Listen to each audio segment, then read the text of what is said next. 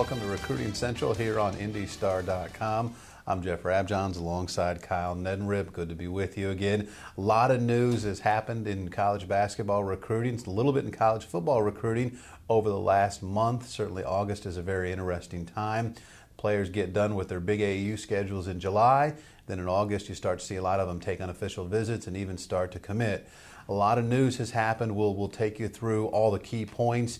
Cody Zeller down in Washington cut his list to a final three. There were no surprises there. Indiana picks up a nationally ranked kid out of Indianapolis. We'll break down not only that commitment, but what else it might mean for IU, and look at a recent addition for Butler University. Kyle, I guess let's start here in Indianapolis. Ron Patterson commits to IU, a nationally ranked player, a guy Crean obviously had been on for quite some time. What do you think, first of all, before we get to who else might come? Ron Patterson committing to IU, what's that mean for IU? Well, I think they're getting a guy who's very good defensively. I think he's a guy, at the next level who can be kind of a stopper. He's about 6'3", very quick. And this past year, we really saw that come out of him, where he gets into guys full court, half court. He's very quick. And the offensive game, I think he's a little bit underrated as a shooter. They won the city tournament this year. He shot 65% from three over those 4 games. He's not very consistent yet with this shot, but I think he can get there, and he's going to have to develop more of a point guard ball handling to be able to play the point in college. But very good combo guard, and I think IU fans will like this commitment from Patterson. I think he's a good player, and I think it's also it's nice for IU and for Tom Crean to see that the work that they've been putting in for a couple years pay off, get a kid out of Indianapolis. Certainly a lot of people have been paying attention to how well Crean has been able to make up time, make up effort with these kids in a short amount of time, only a couple of years. It's a lot of work to get done in a short amount of time. Patterson has friends.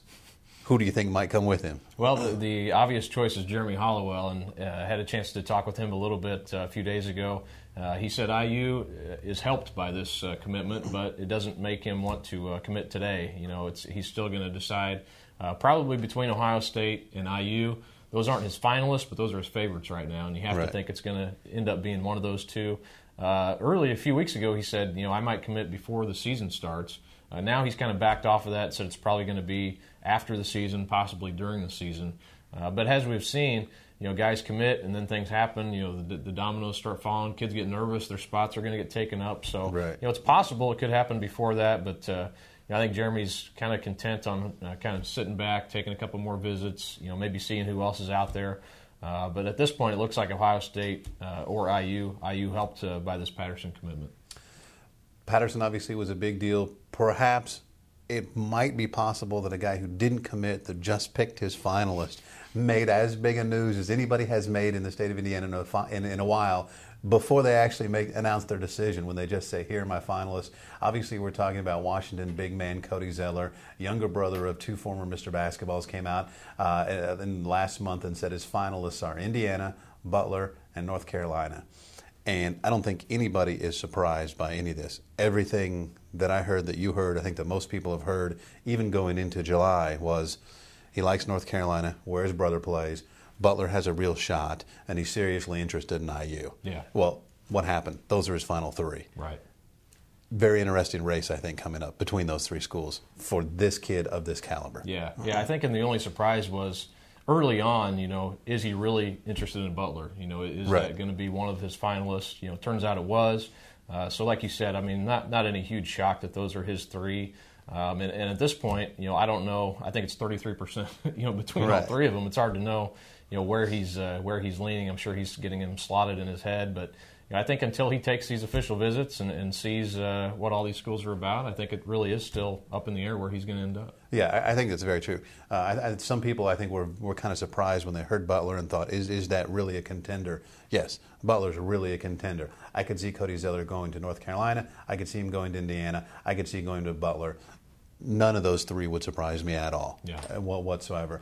And you got to remember, he's had 2 older brothers. Luke played at Notre Dame. Tyler's out at North Carolina right now. That family knows the process. It has its own process. It is unaffected by outside voices. It will go through its own process. He'll take his unofficials and be done with it.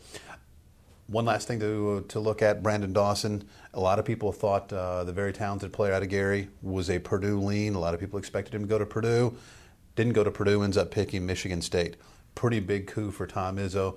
Pretty substantial loss, I think, for the Boilermakers. Yeah, I know a lot of Purdue fans really had Dawson, pegged.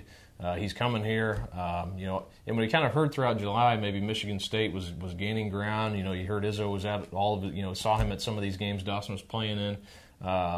But obviously a big loss for Purdue, and then to add to that, Purdue's going to have to go against him right. all the time at Michigan State. So that kind of adds insult to injury, I guess. But Dawson's a very good player. He's going to be a difference maker at the next level. That is a substantial loss for Purdue. There's no other way. I don't think you can spin that. Right. That's a big loss for them. Absolutely. You can keep track on all the players from around the state of Indiana, and all the players that Purdue and Indiana are recruiting on indystar.com/recruiting central. You can take a look at Kyle's rankings of the top players from around the state by class and everything that's going on there.